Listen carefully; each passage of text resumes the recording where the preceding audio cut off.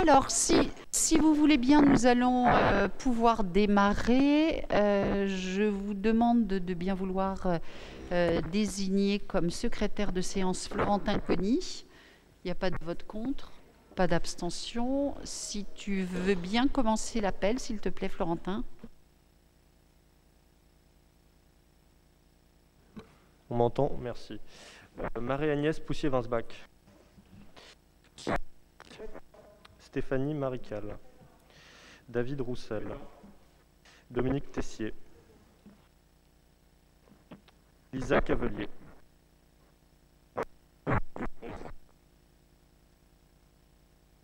France Bougon.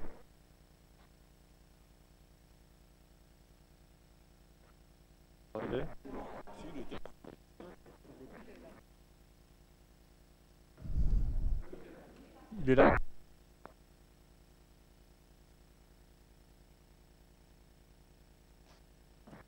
Ah. Hop. Serge Lambert. Christine Jor. Agnès Delalandre. Catherine Duornay. Rénald Méheux. Stéphanie Vangeon. Éric Flamand. Jonathan Fiquet. Jean-Baptiste Hôpital. Hop. Mathias Valéry. Montaigne Lepelletier. Patrick Jeanne.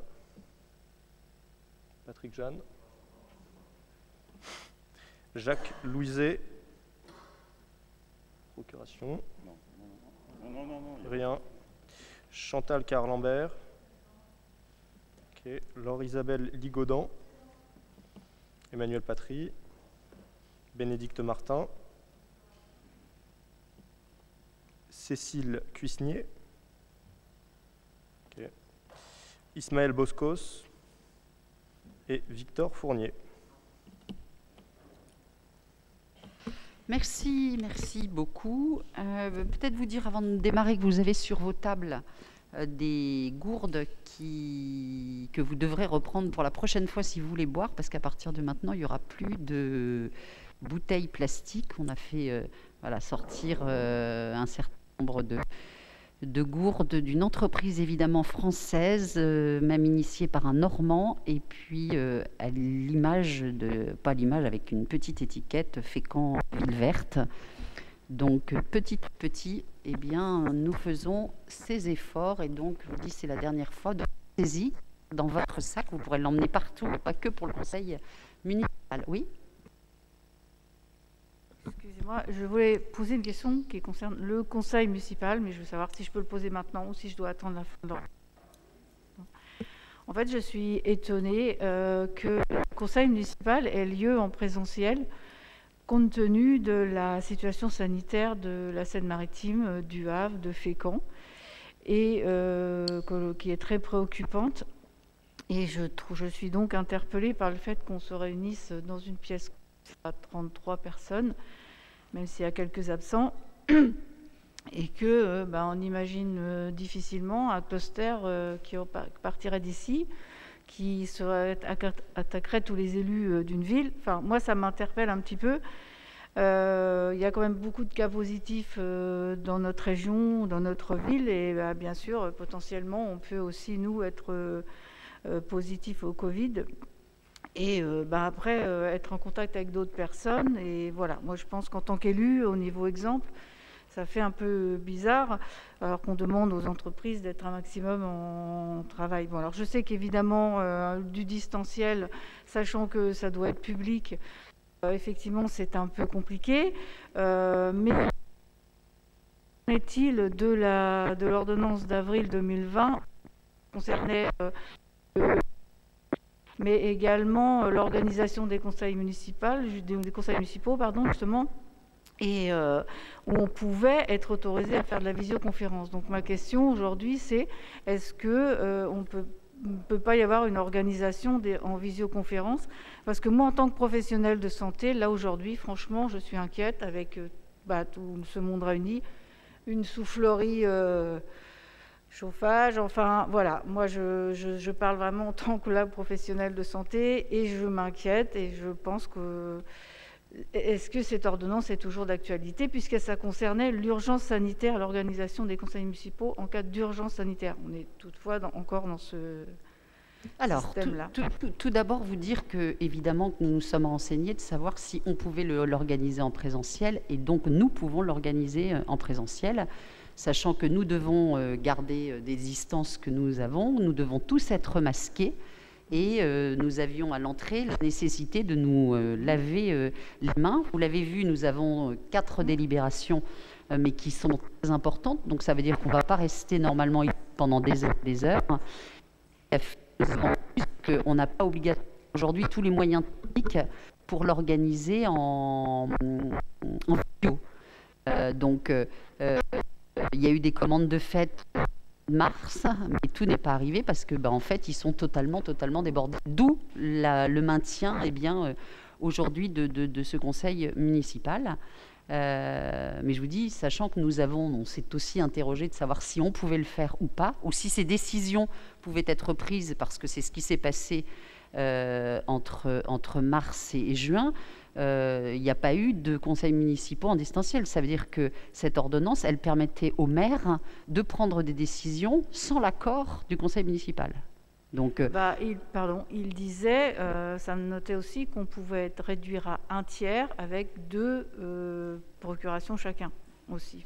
Mais là on pouvait l'organiser comme ça, à partir du moment où nous respectons et la distance, et nous les respectons, à partir du moment où les gestes barrières sont, sont respectés, et donc je pense que nous tous autour de la table, nous sommes suffisamment responsables pour les respecter, et à partir du moment où, en effet, à l'issue du conseil municipal, on ne va pas aller discuter les uns les autres.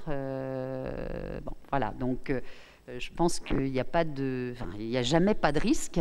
C'est le même que celui que nous prenons quand on va travailler, en effet, comme vous le rappeliez, chaque matin. Donc, évidemment qu'on n'a pas fait quelque chose qui n'était pas autorisé. Ah non, mais je dis surtout pas. Je dis surtout pas ça. Je dis surtout pas que ça n'était pas autorisé. Ma question, c'est est-ce qu'on pouvait l'organiser pour les prochaines fois en on essaiera dès qu'on aura. Si nous avons en effet l'ensemble des moyens, nous le ferons. Nous le ferons. Mais on trouve aussi que pour la qualité de nos échanges, et malgré tout la démocratie, elle doit continuer à avoir lieu, à partir du moment où on peut respecter la distanciation, nous y sommes autorisés. Les assemblées, vous l'avez vu, l'Assemblée nationale fonctionne, le Sénat fonctionne. Alors évidemment, pas comme il l'était auparavant, tous serrés les uns les autres.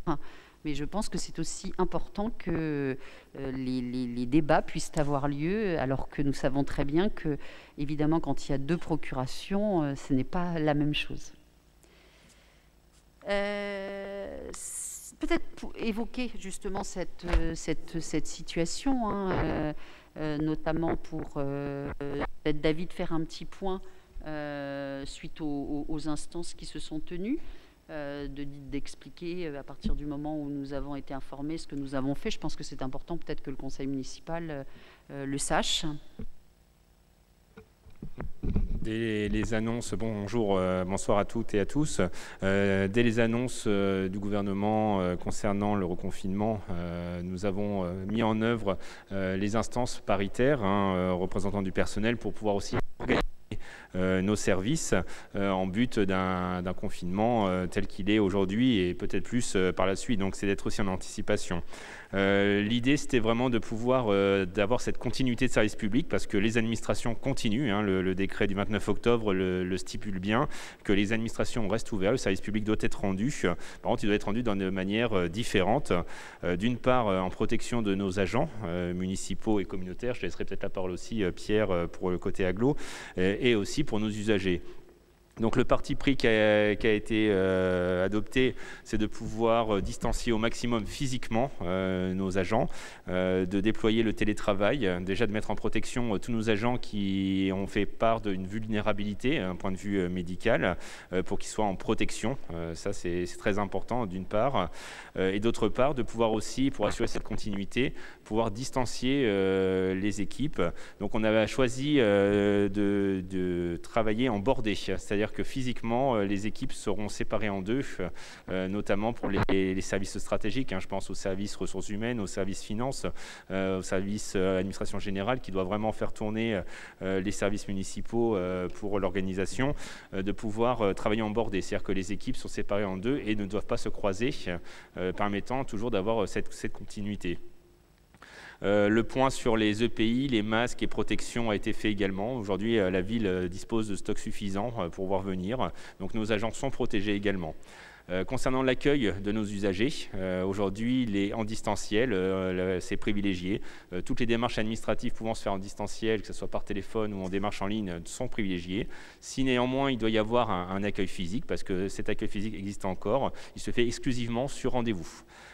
C'est important qu'on puisse encore avoir cet accueil. Il se fait sur rendez-vous et après, justement, vérification qu'on ne pouvait pas faire autrement que le distanciel. Les grilles de l'hôtel de ville restent ouvertes. C'était une volonté de Madame le maire, de Marie-Agnès, de pouvoir en effet que cette mairie reste ouverte. Mais bien entendu, l'accueil par nos services se fait exclusivement sur rendez-vous. Indiquer qu'aujourd'hui, tous nos services assurent le service public. Il n'y a aucune défaillance à ce niveau-là. C'est juste qu'on a adopté un principe de protection aussi par rapport à nos usagers qui ont la contrainte du confinement. Faut vraiment se venir sur un service public lorsqu'on y est contraint. On ne peut pas venir spontanément sans une raison valable sur le service public. Les écoles restent ouvertes, donc ça c'est aussi important d'avoir pu réapproprier les protocoles sanitaires qui existaient déjà auparavant, mais de bien rappeler l'ensemble de ces protocoles sanitaires, parce qu'en effet, Mme Carole Lambert, vous parliez de cluster. Nous, c'est vraiment notre crainte aussi, c'est qu'il n'y ait pas de cluster, parce qu'à partir du moment où il y en a un, c'est le service qui est fermé, un établissement qui est fermé. C'est aussi de ne pas multiplier les points d'accueil dans nos services publics. Donc on a toujours eu, depuis le déconfinement, un accueil partagé, c'est-à-dire que les usagers ne viennent pas dans les services comme ils pouvaient le venir avant. On a des lieux d'accueil dédiés et ce sont les services qui viennent dans son lieu d'accueil, après bien sûr tous les protocoles sanitaires. Voilà un petit peu ce que je peux vous dire à aujourd'hui. Moi, je voulais vraiment qu'on puisse féliciter l'ensemble de notre équipe de prévention, parce que nous avons au sein de nos services désormais un conseiller de prévention, c'est-à-dire un agent de la ville qui, à temps plein, s'occupe de la prévention, avec toute une équipe d'agents préventeurs qui font un travail remarquable, vraiment de prévention, de rappel des consignes auprès de nos agents, et pour que ceux-ci aussi puissent faire respecter ça auprès des usagers, le cas échéant. Alors, on a néanmoins quelques structures qui sont fermées, tu ne l'as pas dit. Par exemple, la bibliothèque, les MAP, on a quelques services qui sont le conservatoire de musique, le musée, évidemment. Donc, nous avons quelques services qui sont fermés parce qu'ils ont été fermés tout simplement par le décret. Peut-être vous faire aussi un petit point sur ce qui a été remis en place par le CCS, la réactivation du registre des personnes isolées et vulnérables, avec un numéro unique pour s'identifier ou signaler un proche. Je me permets de vous le rappeler à tous, c'est le 02 35 10 40 67, 02 35 10 40 67. Et donc, les appels téléphoniques sont relancés auprès des personnes qui sont isolées. On en a entre 30 et 50. Et donc, on renforce également la coordination avec nos associations caritatives, notamment alimentaires. On avait eu énormément de demandes durant le premier confinement. Et puis, un lien également constant avec l'AAPS, qui est l'organisme qui, aujourd'hui, sur notre territoire, aide aux personnes qui seraient SDF. Parce que c'est aussi un sujet. En avril, il y avait peut-être moins de préoccupations. Là, on est sur des plans grand froid qui peuvent arriver, évidemment, demain. Et donc, il nous faut absolument pouvoir mettre à l'abri en urgence des personnes qui seraient dans cette situation. Même chose il y a une réactivation de la plateforme parentalité au niveau intercommunal. la mise en œuvre de l'antenne mobile itinérante. Vous savez qu'on a un camping-car qui avait été très largement financé par la CAF et qui est mis à disposition du CCAS. Et donc, il y a d'ores et déjà, un agent qui va aussi sur le terrain, enfin ils sont deux, parfois pour rappeler dans les quartiers à quel point il est utile et nécessaire de porter le masque, d'opérer la distanciation, comment est-ce qu'on remplit les attestations, parce qu'on a vu, et on continue à le voir, un certain nombre de personnes qui ne sont pas totalement informées.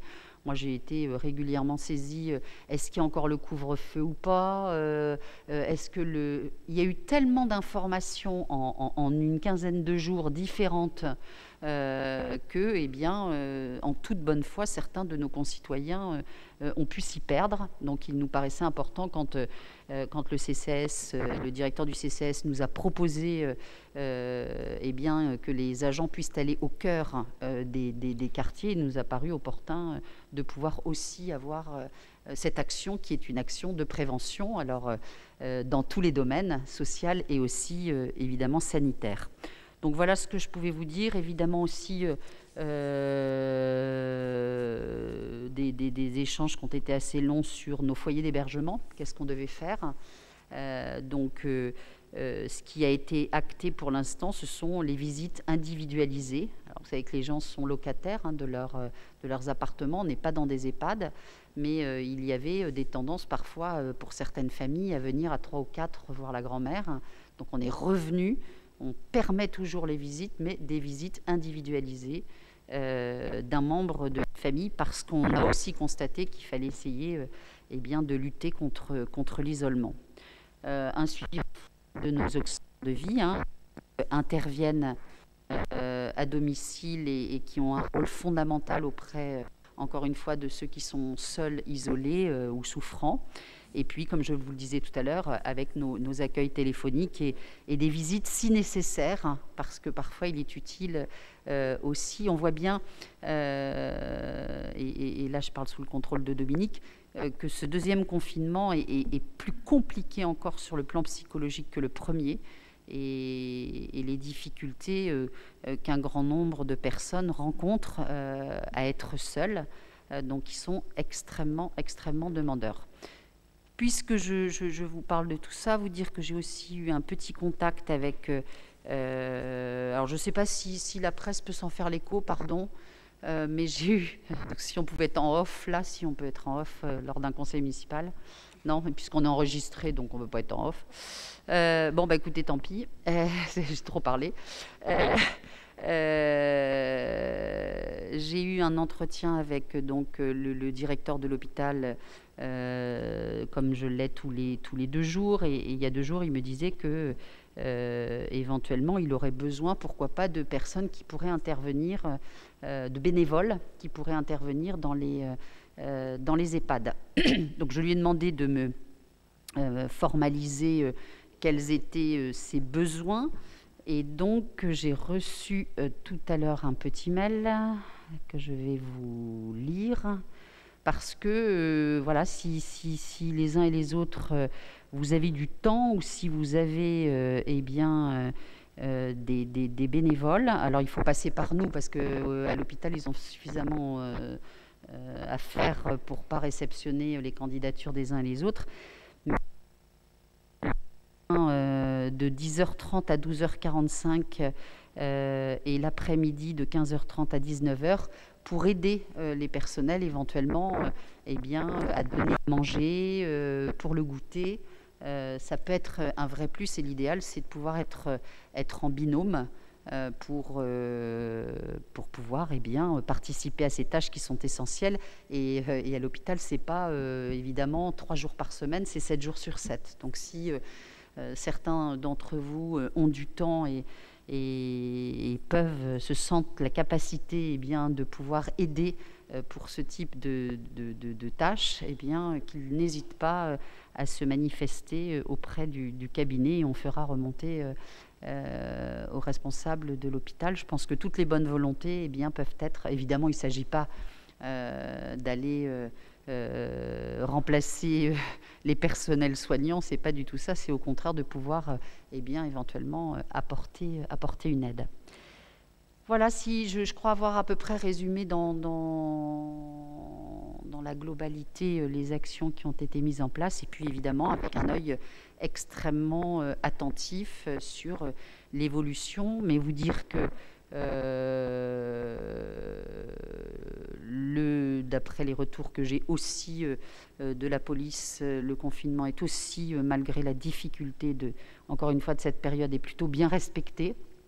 Tous les contrôles qui sont faits, les gens ont les attestations, respectent les règles. Donc voilà, je pense que c'est une vraie prise de conscience que la situation est évidemment toujours préoccupante et que nous devons rester les uns et les autres extrêmement vigilants, ce que nous faisons. Pas de questions ? Eh bien, écoutez, on va démarrer la première délibération, une décision modificative. David ? Merci. Donc, nous revenons une deuxième fois pour une décision modificative, puisque ce sera la deuxième de cette année. Vous imaginez bien que dans le contexte actuel, on navigue un petit peu au gré des annonces et des événements de cette collectivité, hein, puisque tout ce qui pouvait être programmé, bien sûr, pouvait être remis en cause du jour au lendemain. Bien sûr, nos finances s'adaptent. Là, on vous propose de passer une décision modificative pour réajuster les crédits à l'intérieur de chaque chapitre, notamment en fonctionnement et en investissement. Vous avez pu avoir les détails. En fonctionnement, ce qui est important, c'est que ce soir, nous allons voter aussi une subvention d'équipe de 100 000 € de supplémentaires pour le CCAS. C'est vraiment en fonctionnement le montant qu'il faut vraiment retenir. En effet, le plan lié à ces événements montre combien la collectivité doit soutenir nos concitoyens les plus fragiles. Donc c'est 100 000 € qui seront donc fléchés pour le CCAS ce soir. En investissement, vous pouvez voir, ce sont plutôt des réajustements en fonction des chantiers, de l'avancement des chantiers. Pareil, c'est plutôt assez compliqué également pour prendre une planification. Aujourd'hui, nous avons besoin de réfléchir certains crédits selon les opérations d'équipement que vous avez en annexe. Donc, nous vous proposons d'adopter la décision modificative avec une baisse pour la section de fonction de 6 400 € et une baisse d'investissement de 75 250 €. Je vous avais indiqué les dépenses, mais également les recettes. Il faut savoir aussi que nous avons des recettes qui sont en baisse, enfin estimées en baisse. Il suffit de prendre notamment ce qu'on parlait tout à l'heure de la fermeture du musée. La billetterie du musée représente des recettes importantes, tout comme le casino notamment. Donc l'idée, c'est vraiment de pouvoir également être le plus sincère possible dans nos projections budgétaires, notamment en recettes. Et c'est pour ça que vous voyez une baisse aujourd'hui du budget de la ville de Fécamp à hauteur de 121 000 € pour l'ensemble de cet exercice. Bon, rappelons quand même, c'est 121 000 € sur 51 millions, donc la baisse est toute relative, mais il est important de rester dans la sincérité de ce que vous avez présenté ce conseil municipal. Nous invitons à en délibérer. Peut-être en profiter pour vous faire part, merci David, sur la décision modificative que nous avons, mais vous faire part quand même de mes inquiétudes pour le budget que nous allons devoir préparer pour 2021. Chacun d'entre vous autour de cette table sait à quel point les budgets sont compliqués à mettre en place pour les collectivités, mais entre les dépenses supplémentaires que nous avons et, comme David l'a dit, les baisses de recettes, notamment les principales étant en effet le casino, le musée et nos services publics payants, on va devoir en effet, pour parler poliment, se prendre la tête, je pense, pour arriver à clore le budget 2021, même si le gouvernement nous a annoncé une compensation des pertes, mais nous n'en avons pas encore vu la couleur. Et donc, nous verrons au bout du compte. Et en tous les cas, on espère vraiment que, notamment dans les communes touristiques comme les nôtres, où il y a une forte dépendance à certains équipements, eh bien, nous aurons en effet cette fameuse compensation. Est-ce qu'il y a des questions sur cette décision modificative ? Oui, déjà, par cohérence par rapport au budget, on s'abstiendra sur l'ADM. Vous avez répondu en partie, mais peut-être quelques précisions sur les projections. je suis désolé, je l'ai bu.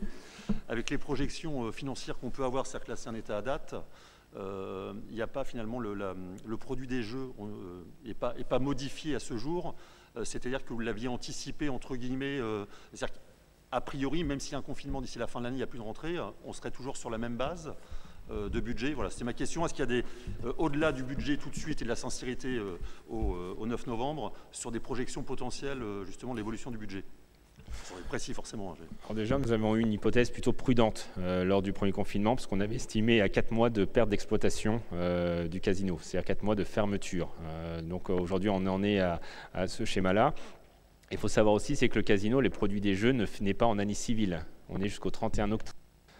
Le second confinement, quelque part, ne va pas impacter le budget 2020. 2021, très clairement, il va être impacté. Mais sur 2020, il ne sera pas impacté. Les recettes qui sont prévues seront bien exécutées et selon l'exécution budgétaire telle qu'on l'a aujourd'hui, on va arriver dans l'enveloppe, même un petit peu au-delà, dans l'enveloppe positivement, quand je dis au-delà, plutôt positivement, dans l'enveloppe qu'on avait fixée avec moins de 4 mois d'exploitation. Parce qu'on va du 1er novembre au 31 octobre. Donc c'est plutôt rassurant. Ce sera plutôt l'année prochaine qu'il faudra vraiment qu'on soit le plus juste possible en fonction de la reprise. Je dirais que aujourd'hui, qui peut prévoir vraiment le produit des jeux d'une activité touristique, puisqu'aujourd'hui l'établissement est même fermé. Mais à aujourd'hui, sur l'exercice 2020, on reste vraiment sur la projection va être réalisée, avec un petit bonus, je pense. Que même lorsque la reprise, on n'était pas au chiffre d'affaires habituel. C'est que juillet a été, j'ai cru comprendre, plutôt très bon. Vous savez qu'ils ont réouvert plus tard que les autres. Le déconfinement des casinos s'est opéré mi-juin. Et donc, j'ai pu comprendre que juillet était plutôt assez équivalent aux années précédentes, qu'en revanche, le mois d'août, on n'était toujours pas sur ce qui se passait les années précédentes. Septembre, moins également. Enfin, on ne retrouve pas les chiffres d'affaires d'auparavant, et sans doute que ça prendra tout de même des années. Alors peut-être sur ce point, vous dire que, puisque vous le savez, nous sommes toujours en négociation dans le cadre de la délégation de services publics, et évidemment qu'à un moment donné, nous sommes interrogés en nous disant, est-ce que l'offre qui nous avait été faite, elle tient toujours au regard du contexte? Nous avons pu rencontrer il y a quelques semaines, il y a quelques jours même, groupe Jo, l'offre évidemment tient toujours et donc nous sommes toujours bien en négociation avec eux. Oui.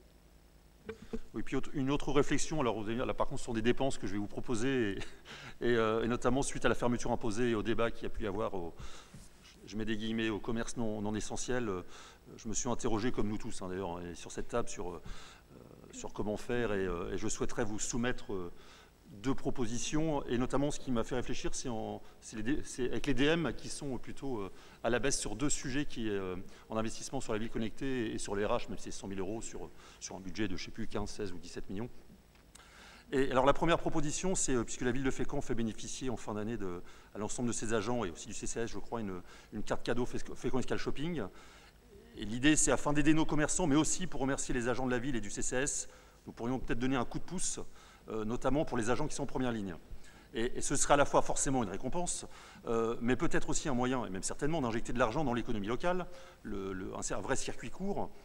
Et comme l'objectif, ce serait peut-être un peu la contrepartie, et l'objectif aussi d'apporter de la trésorerie assez rapidement dans les commerçants locaux, l'idée serait peut-être d'avoir une date de validité un peu plus courte et de dire par contre voilà c'est un bon d'achat par exemple exceptionnel sur une période un peu plus courte pour essayer de flécher en tout cas et d'insuffler. Ça va pas, c'est pas ce qui pourra sauver l'ensemble de nos commerces, mais ça pourra au moins donner peut-être en tout cas un signal positif auprès des commerçants, peut-être aussi auprès des entreprises locales qui pourraient aussi suivre notre exemple de solidarité. Aussi, là je rentre peut-être un peu dans la technique, comme il s'agit d'une carte, on pourrait presque flécher un pourcentage peut-être sur du vestimentaire, un autre sur la déco ou des fleuristes. C'est techniquement, je pense, possible, un peu plus compliqué, mais l'idée ce serait voilà, que ça rejaillisse un peu plus sur l'ensemble des commerçants possibles. C'est qu'une idée, hein. En tout cas, l'idée c'est d'avoir ce coup de pouce-là. Ma seconde proposition, qui est peut-être un peu plus compliquée à mettre en place, mais on pourrait essayer de faire en sorte d'être rapide, et l'idée serait de faire un hackathon autour de la vente en ligne et de la mise en réseau de l'ensemble des commerces fécampois. Alors, qu'est-ce qu'un hackathon? C'est l'association des mots hackés ou hackers et de marathon. Alors, avant de venir, j'ai noté la définition exacte, hein, pour être sûr, c'est pas ma spécialité. Et un hackathon ou marathon de programmation, c'est un événement durant lequel des groupes de développeurs volontaires se réunissent pendant une période de temps donnée afin de travailler sur des projets de programmation informatique de manière collaborative. Donc le temps d'un week-end, par exemple, on pourrait faire travailler différentes équipes sur ce sujet, et nous pouvons mettre en réseau des commerçants volontaires, des programmateurs informatiques, qui est quand même la clé, des graphistes, des marketeurs, des chefs d'entreprise, et aussi, pourquoi pas, des fournisseurs de ce type d'outils ou de sites, et pourquoi pas des clients potentiels. Alors on a des personnes compétentes dans notre ville, mais nous pouvons aussi faire appel à des startups, à des écoles extérieures. Donc voilà, c'est essayer de ratisser large. Moi, j'ai eu la chance d'assister à ce type d'événement une fois, enfin professionnellement. Le résultat est assez bluffant. Et non seulement, je pense que cet événement aurait le mérite de mettre rapidement tout le monde autour de la table, d'essayer de fédérer un grand nombre de commerçants, mais aussi forcément d'aller un peu plus vite. Et je pense sincèrement qu'il y a une belle communication et des relais autour de ces sujets qui sont malheureusement d'actualité. Je pense que ça pourrait nous permettre de faire... le buzz, c'est peut-être pas un joli mot, mais pour notre ville, en tout cas d'attirer l'attention autour de notre territoire et de nos entreprises et de nos commerçants. Et voilà, je pense que ce serait, une belle idée. Donc je soumets à l'ensemble du conseil, mais après l'idée, c'est d'aller vite et de fédérer un maximum de personnes rapidement. C'est ce que j'allais vous répondre. Si l'idée, c'est d'aller vite, l'hackathon, c'est pas obligatoirement ça, parce que déjà, on prend le risque éventuellement qu'au bout de ce week-end, il n'y ait rien. Or, il existe de nombreuses applications qui ont été mises en place. Certaines sont très fortement aidées, notamment par la Banque des Territoires, qui accompagne vraiment et les collectivités et les entreprises dans ce. Et surtout, il y a une application qui est mise, puisque nous sommes évidemment rapprochés quotidiennement avec les commerçants. Ma ville, mon shopping, c'est une application qui est mise en place par la Poste, qui est très... Parce que, évidemment, ce qu'il faut, c'est aussi qu'on ait du flux sur ces... Et plus votre support est connu, et plus on a de chances d'apporter le flux. Parce qu'aujourd'hui, on reçoit, moi en tant que maire et Elisa également, on reçoit quasiment 10 propositions par jour. Quand c'est pas 10, c'est 20. Enfin, puisque énormément de développeurs ont essayé de mettre en place ça. Alors, on peut essayer de les proposer, etc. Sauf que si elles ne sont pas connues, les FEC-Emploi auront du mal à aller dessus, nous, pour les faire connaître. Ma ville, mon shopping, c'est une application qui est mise en place, une plateforme qui est mise en place, encore une fois, par la Poste. Donc, ça veut dire qu'en termes de communication, ils ont une force de frappe extrêmement importante, qui est soutenue et par les chambres de commerce et par les chambres des métiers, puisqu'il faut que derrière, on puisse y adhérer. Nous, ce qu'on a fait passer comme message à la chambre de commerce et à la chambre des métiers, c'était qu'on pouvait les aider, puisqu'en fait, 400 commerçants et artisans ont reçu un mail de leur, de la CCI ou de la chambre des métiers, selon auprès de qui ils adhèrent, en appelant leur attention sur cette plateforme virtuelle.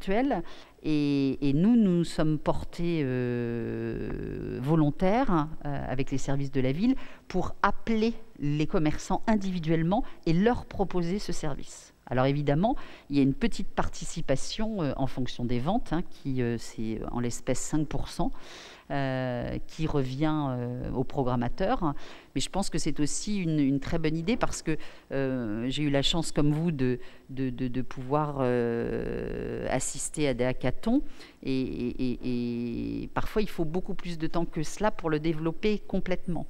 Le temps de le tester et tout. Et là, on est dans l'urgence. Donc, autant je trouve que c'est une très bonne initiative, mais sur du long terme. Et là, pour la période, il y a vraiment urgence. Donc, notre urgence, c'est en effet de pouvoir appeler et de sensibiliser les commerçants sur cette application. Parce qu'encore une fois, ce qu'on nous a expliqué, et c'est pour ça qu'on n'est pas aussi parti sur une appli seulement ville.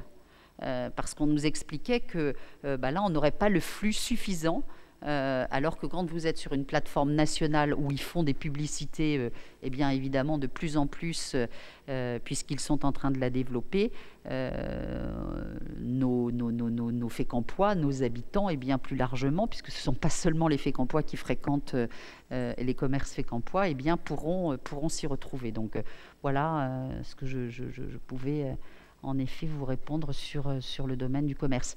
Sur la carte cadeau, en effet, c'est vraiment quelque chose qu'on a souhaité mettre en place. C'était une nouveauté. On a fait ça il y a 3 ans, puisqu'auparavant, on pouvait aller acheter un peu où on voulait. Et ça a un peu coincé au départ, mais on a tenu à ce que ce soit dans nos commerces Fécampois, la fameuse carte cadeau. Auparavant, on pouvait aller où on voulait. Là, d'une carte cadeau, c'était le blues. Vous savez un petit peu l'historique, parce qu'on était sur des dispositions d'avant 1983, donc et permettait aux agents de pouvoir, pour certains, avoir des vêtements de travail, pour notamment ceux qui n'étaient pas équipés d'équipements des EPI, des vêtements de travail, notamment techniques. Donc là, c'était permettre aux agents administratifs, par exemple, d'avoir ce fameux bon blues. Donc on a uniformisé le système après discussion avec les partenaires sociaux pour justement que ça soit sous forme d'un bon cadeau, mais c'était au départ vraiment pour l'équipe. Vêtements de travail. Donc, et on a voulu que ça soit vraiment non pas un bon cadeau utilisable partout en France, mais bien dans le commerce Fécampois. Ça, c'était la deuxième chose. Donc, c'est pas qu'un bon cadeau, c'était vraiment au départ un complément pour que les agents de la ville puissent s'équiper en vêtements de travail, notamment ceux qui sont dans les personnes administratives qui n'avaient pas de vêtements comme au service technique. Ça n'a jamais été un bon cadeau, enfin, quel que soit l'époque, ça n'a jamais été un bon cadeau, on peut les chercher n'importe où, enfin, à ma connaissance. C'était bien l'histoire du blanc blues, avec certains commerçants Fécampois qui acceptaient justement ce type de bon, c'est bien.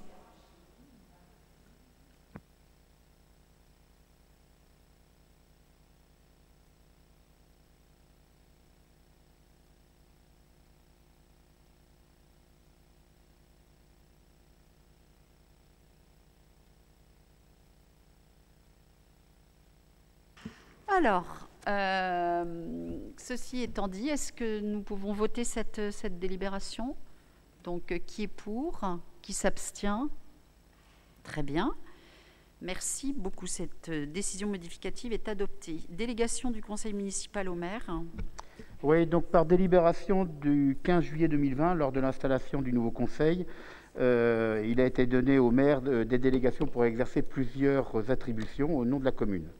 Aujourd'hui, je viens vers vous pour 2 modifications et 1 ajout.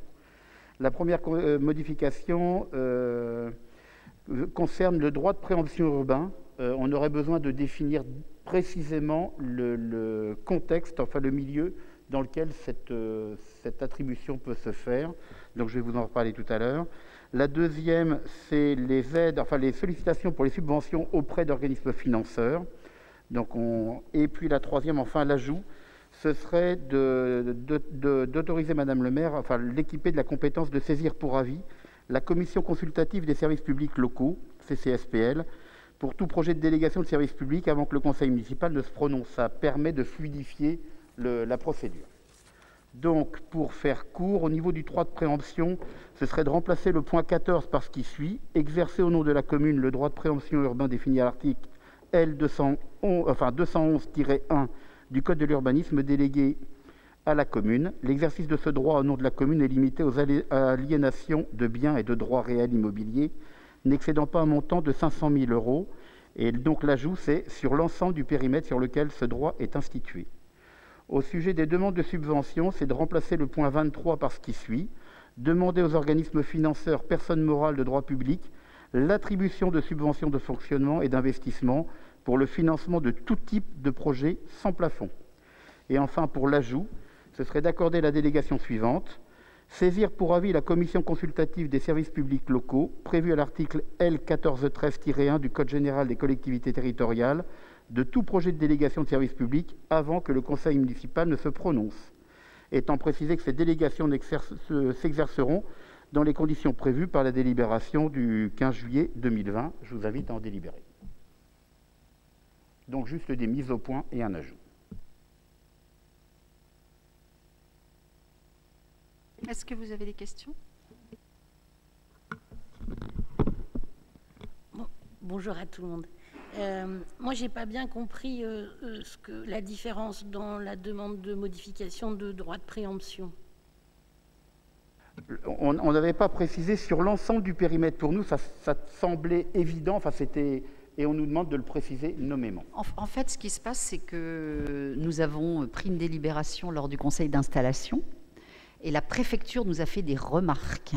Donc, cette délibération, l'idée, c'est de répondre aux remarques. On n'avait pas suffisamment précisé le périmètre. Donc, on repasse une délibération, en effet, pour préciser l'ensemble des choses qu'on nous a fait remarquer. Voilà. Merci. Vous retrouverez, si vous reprenez les documents... La différence. Voilà. Et je vous dis, ça répondait à en fait un courrier que nous avons reçu de la préfecture nous disant merci de bien vouloir préciser. Alors Julien, qui est notre grand spécialiste, me faisait remarquer qu'il imaginait qu'un certain nombre de communes allaient devoir repasser ce genre de délibération, puisqu'il avait par exemple regardé, pourquoi pas au Havre, et qu'au Havre, ils avaient fait les mêmes choses que nous, ou à Rouen, enfin bon, bref. Donc on est tombé apparemment lors du contrôle de légalité sur quelqu'un qui voulait que nous précisions les choses à ce point, et c'est ce que nous faisons aujourd'hui. Voilà l'idée c'est pas de donner tous les pouvoirs à Madame le maire dans le cadre de la période que nous vivons, soyez rassurés. Pas de vote contre, pas d'abstention, unanimité, merci beaucoup. La délibération suivante eh bien, se rapporte à l'opération Grand Site. Donc, l'opération Grand Site, vous le savez, c'est la gestion et la mise en valeur du territoire du Grand Site des Hautes-Falaises, qui va de Saint-Jouin-Bruneval jusqu'à Fécamp, qui comprend 13 communes. L'enveloppe budgétaire de cette structure s'élève à 100 000 € et nous répartissons en fonction de certains critères eh bien, ces montants, et la ville de Fécamp eh bien, devra mettre au pot à hauteur de 3 870 €, comme en 2017, comme en 2018, comme en 2019.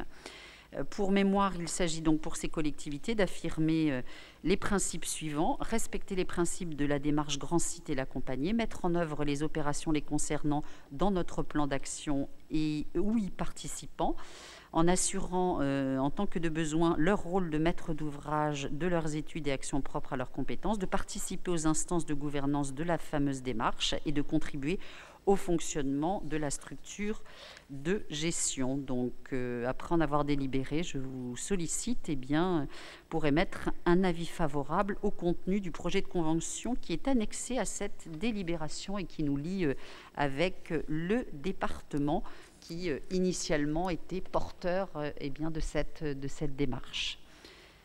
Est-ce que vous avez des questions sur cette délibération? Stéphanie? Ah non. J'en vois pas. Qui est contre? Qui s'abstient? Unanimité. Merci beaucoup. Les séjours de découverte avec la détermination des tarifs et les demandes de subventions. Alors, je vous présente cette délibération avec toute la réserve liée au contexte sanitaire. Elle concerne à la fois les classes de neige, mais aussi les séjours de découverte qui ont lieu généralement un peu plus tardivement dans l'année. Nous avions passé une consultation au mois de juillet avec beaucoup d'optimisme. Donc, je vous présente cette délibération, mais nous attendons les consignes de l'Éducation nationale qui sont pour le moment floues, voire inexistantes. Donc, pour le moment, on l'a fait passer, mais nous pouvons annuler.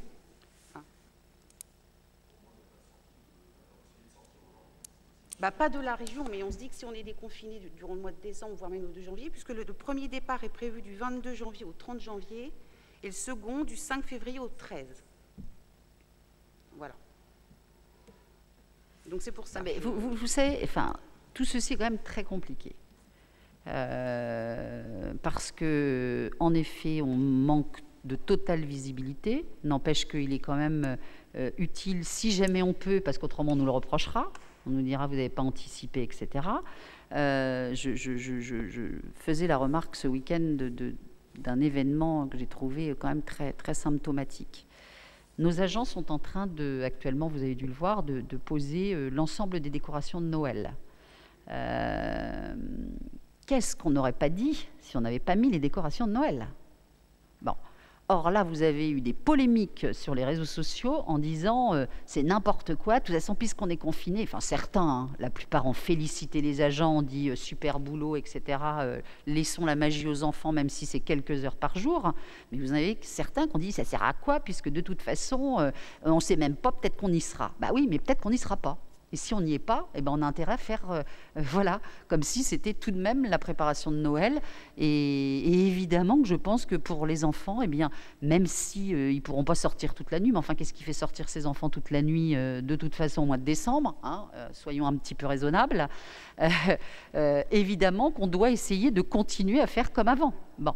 Donc, et ben là, on est exactement sur la même chose, c'est-à-dire que malheureusement, nous craignons, nous avons des craintes et nous pensons que probablement cette année, ça ne se fera pas. N'empêche que si c'est possible, et ben au moins on sera prêt, et en tous les cas, on ne pourra pas nous reprocher de ne pas avoir été prêt. Donc voilà l'idée de cette délibération. Voilà, en sachant que les écoles, eux, font leur dossier et le rendront en temps et en heure. Donc la ville de Fécamp organisera durant cette année scolaire des classes de neige en coordination avec les équipes enseignantes pour les écoles suivantes, Le Port, Rabelais et Jean Massé. Une consultation a été réalisée conformément aux dispositions du Code de la commande publique et le transport sera assuré par le titulaire du marché de transport de la ville de Fécamp. Par ailleurs, il convient de fixer les modalités de participation financière des familles à ces séjours. En effet, compte tenu des projets d'école et de la volonté de préserver l'accès à tous à ces séjours, il est envisagé de proposer aux familles les tarifs suivants. Pour les quotients familiaux inférieurs à 270, le tarif est de 80 €. Entre 270 et 1300, le calcul est linéaire et supérieur à 1300, 240 €. Et 260 pour les enfants de l'extérieur non fécampois. Je précise que contrairement à d'habitude, la facturation sera faite à l'issue du séjour. C'est-à-dire que d'habitude, il y a les inscriptions qui se font en amont avec des paiements échelonnés. Pour ne pas risquer cette fois-ci d'avoir à rembourser les familles, nous facturons uniquement si les séjours ont lieu. D'autre part, les écoles élémentaires suivantes organeront, elles, des séjours de découverte hors classe de neige, donc Le Port, Lorrain et Camus. Et dans l'ensemble de ces classes, nous envisageons de participer financièrement à ces sorties sur présentation des projets pédagogiques dans la limite de 125 € par élève domicilié à Fécamp et dans la limite de 25 élèves par classe. Compte tenu de ce qui précède, nous vous proposons, si vous en êtes d'accord, de bien vouloir fixer les tarifs des classes de neige basés sur le quotient familial et calculés de manière linéaire pour un prix de 80 à 240 € et pour les familles au quotient familial supérieur à 1300 et 260 € pour les familles extérieures à Fécamp. Décider d'accorder aux familles concernées par le départ simultané de 2 enfants un tarif dégressif, une réduction de 20%, et de verser une participation financière maximum de 125 € par élève domicilié à Fécamp, participation à un des séjours de découverte hors classe de neige, sur présentation des projets pédagogiques et dans la limite de 25 élèves par classe, et demander une subvention par élève au département de la Seine-Maritime. Nous invitons à en délibérer. Est-ce qu'il y a des questions ? Non, du coup, enfin, qui revient un peu au côté technique, du coup, il y a des frais d'annulation possibles avec les entreprises qui ont été retenues ou... Non, il n'y aura pas de frais pour la ville. J'ai pas entendu, pardon. Non, non, il n'y aura pas de frais d'annulation. D'accord. Je ne parle pas des élèves, hein. Je parle de nous, si la ville, on dit d'accord, ok. Et c'était ma première question. Et du coup, est-ce qu'on pourrait, je ne sais pas, il faudrait voir avec les enseignants, j'imagine, mais du coup, réfléchir s'il n'y a pas de possibilité de sortie de classe de neige, de réfléchir vers une autre sortie en fin d'année où c'est quelque chose qui est possible, travaillé, prévu ou pas? Oui, c'est prévu. C'est déjà de toute façon prévu pour les premières classes de découverte à hauteur de 125 €. Si jamais les autres décident de faire la même chose, nous réfléchirons effectivement ces sommes-là. Sachant qu'on ne peut pas évidemment imposer quoi que ce soit, ça relève de la volonté des enseignants de faire ou pas. Sachant que si on peut aller plus loin, moi je souhaite qu'on puisse avoir une réflexion avec les enseignants. On voit bien que toute cette crise nous fait aussi revoir peut-être notre manière de penser. Et moi je ne suis pas convaincue que faire traverser la France à cette période-là en autocar à des enfants, ce soit obligatoirement quelque chose d'extraordinaire, et qu'on a aussi énormément de choses à découvrir dans la région qui ferait que, aussi sur le plan environnemental, notre bilan carbone serait eh bien, peut-être mieux. Donc on engagera des discussions aussi avec les enseignants sur le sujet. Oui. Ça, c'est une question par manque de connaissances. Là, manifestement, en fait, tout ce dont vous parlez, c'est relié à des projets pédagogiques, mais de découverte et de géographie, etc. Ça n'a rien à voir avec un projet pédagogique qui pourrait être proposé dans un total autre cadre que se déplacer ou je ne sais pas quoi pour continuer à bénéficier des avantages et permettre aux enfants de faire des choses qui ne soient pas forcément... qui oui, peuvent être en distanciel. Enfin, voilà, Oui, oui, tout à fait. on pourrait avoir des projets pédagogiques de ce type-là pour repenser un peu la façon de leur faire s'aérer la tête. C'est ça. Ok. C'était ma question. Je ne sais pas si c'était encadré dans... voilà, merci. Ah, et puisque vous posez un certain nombre de questions sur Facebook, mais ça serait bien que vous les posiez aussi au conseil municipal, parce que moi, c'est parce que je prends le temps de lire, mais je ne peux pas tout lire, parce que j'ai quand même un nombre d'amis extrêmement important. Mais j'ai vu que vous vous interrogiez notamment sur est-ce qu'un arrêté du maire serait plus important, en tous les cas, pourrait supplanter des décisions préfectorales ou des décisions nationales. Je pensais vous poser la question à la fin de celle-là. Pareil, je ne connais pas le... Donc vous dire que non, évidemment que non. On a eu des très très grosses polémiques aussi il y a une dizaine de jours, vous savez, sur ces maires démagogues qui ont pris des arrêtés municipaux faisant croire à leurs commerçants qu'ils pouvaient rester ouverts, alors que c'est purement scandaleux, puisque évidemment ce n'était pas possible, qu'ils faisaient prendre pour ceux qui ont ouvert des risques aux commerçants. Heureusement, ils n'ont été qu'une cinquantaine dans ce pays, mais il y en a eu, et pas très loin. Et donc, évidemment que moi, je n'ai pas voulu tomber là-dedans. Et donc là, ça serait de même nature. C'est-à-dire qu'un maire ne peut pas prendre un arrêté, même s'il a un certain nombre de questionnements sur des thématiques, ne peut pas prendre un arrêté qui va contre l'arrêté du préfet, a fortiori contre des décrets nationaux. Donc non, nous ne pouvons pas faire ça. Oui, c'était ma question et ça partait justement de ça en me disant, mais enfin, dans quel cadre et sur quels critères un maire pour... Alors voilà, moi je me posais la question, c'est tout bête, il y a effectivement à Fécamp des gens qui se posent des questions sur pourquoi je ne peux pas aller faire du surf ou machin tout seul, je ne crée pas de problème sanitaire, etc. Donc je me disais, est-ce que la mairie a le droit de dire, voilà, j'établis une grille de critères, de risques sanitaires, etc., qui fait que quand ils sont respectés, on peut autoriser certaines choses ou pas. Donc voilà, c'était la question que je voulais poser à la fin. Non, et puis moi je trouve que c'est très bien qu'on ne puisse pas le faire. Oui, mais c'est très bien. Moi je mets pas de... Ça n'aura pas duré longtemps. Voilà, je ne mets pas de jugement dessus. C'est donc bien en vert, hein, comme vous avez pu le voir. Non, mais moi, je peux dire ce que je pense, et moi, je pense que ce ne serait pas une bonne chose, parce que nous n'avons pas toutes les données, notamment les données médicales, et qui ferait que moi, je serais en capacité de dire qui peut faire quoi, à quel moment, etc. Donc, qu'il y ait une forme, au moins dans ce pays, d'unité. Et on l'a vu à quel point ça avait été compliqué à la période où les pseudo-confinements se faisaient région par région, distingués département par département, même agglomération par agglomération, à quel point nos concitoyens n'y comprenaient strictement rien. On ne savait plus où on devait porter le masque, comment on devait le faire, à quel niveau, enfin tout le monde, on était tous dans cette situation. Voilà, le citoyen, nous tous. Vous quittiez votre voiture, vous alliez à Yport, vous ne pouviez pas. À Frobertville, oui, on pouvait parce qu'on n'était pas sur le littoral. Enfin, et heureusement, au moins, il y a une unité dans ce pays. Alors, on est d'accord, on n'est pas d'accord, c'est peut-être pas le sujet, mais au moins, les décisions sont prises partout.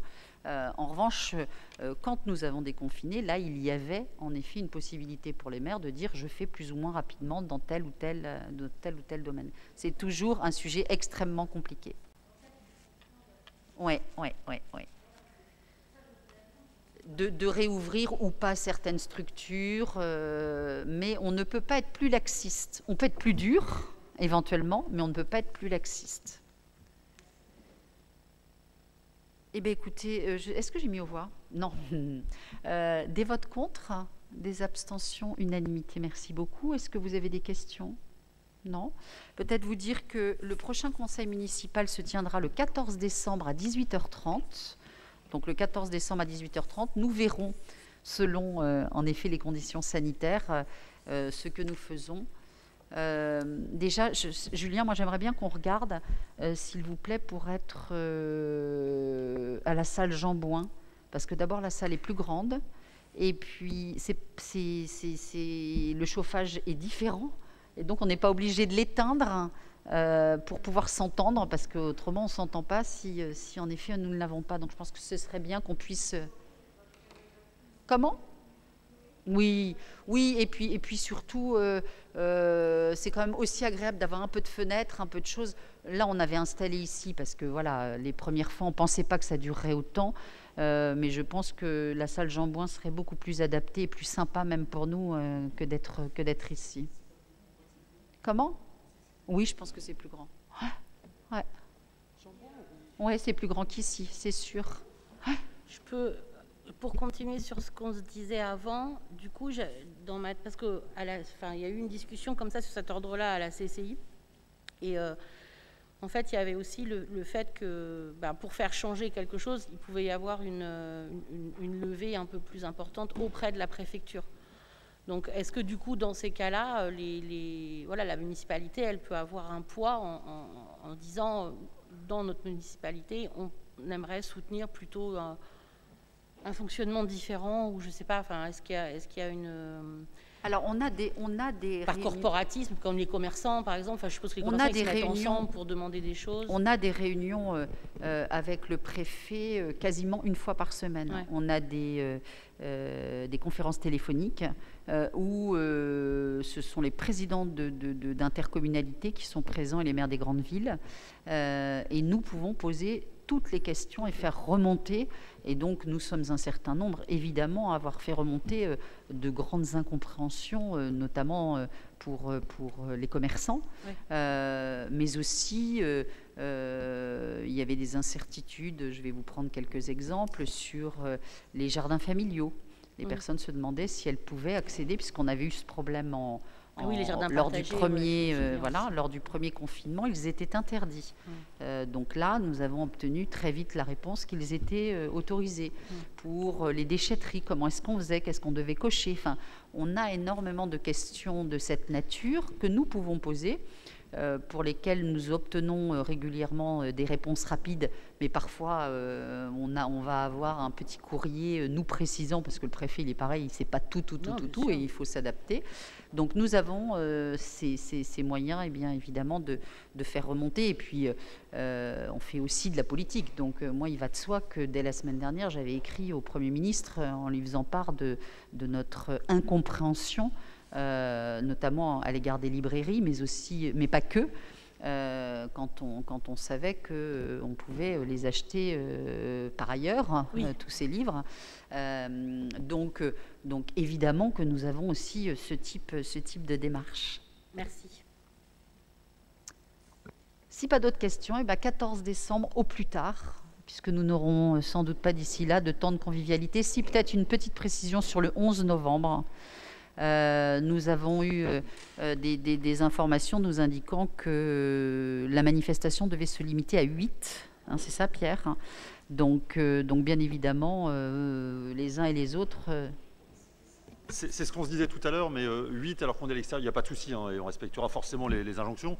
Et là ici on est une trentaine dans une salle, c'est incompréhensible. C'est ça, nous avons énormément d'incohérences dans les mesures qui sont en effet proposées. Moi, tout à l'heure, j'ai déposé une gerbe, puisque aujourd'hui, nous fêtons les 50 ans, enfin, nous fêtons pas. C'est la commémoration des 50 ans de la mort du général de Gaulle.